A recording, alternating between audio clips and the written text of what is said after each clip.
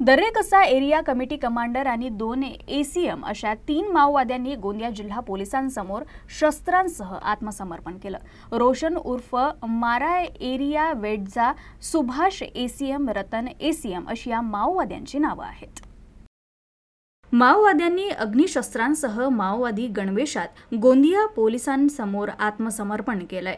महाराष्ट्र शासनानं सन 2005 पासून जाहीर केलेल्या आत्मसमर्पण योजनेमुळे तसंच हिंसाचाराच्या जीवनाला कंटाळून वरिष्ठ माओवाद्यांसह अनेक जहाल माओवाद्यांनी आजपर्यंत पोलिसांसमोर आत्मसमर्पण केलेलं आहे। काही दिवसांपूर्वी MMC झोनमधील स्पेशल झोनल कमिटी मेंबर विकास उर्फ अनिल उर्फ नवज्योत नागपुरे उर्फ रमेश सायन्ना भास्कर लिगव्या रामास्वामी याच्यासह एकूण 11 जहाल माओवाद्यांनी गोंदिया पोलिसांसमोर आत्मसमर्पण केलं होतं। त्यापैकी दर्रेकसा एरिया कमिटीचे उर्वरित काही माओवादी सदस्य आत्मसमर्पण होणं बाकी होतं। त्या अनुषंगानं गोंदिया पोलीस दलाचे उर्वरित माओवाद्यांना आत्मसमर्पण करण्यासाठी प्रयत्न सुरू होते।